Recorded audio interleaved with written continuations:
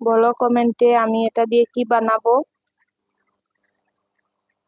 কিন্তু বানানোর পর যে এত টেস্ট হয় খেতে, মানে ভীষণ টেস্ট, বলে বুঝাতে পারবো না, এত টেস্ট হয় মানে কি আর বলবো।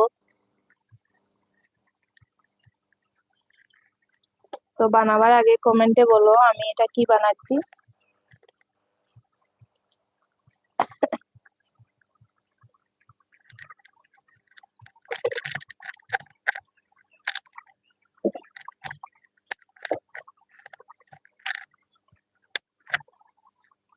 তো এটা সয়াবিন প্রায় হয়ে গেছে।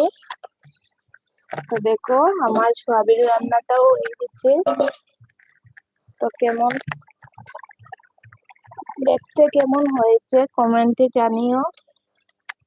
বা যদি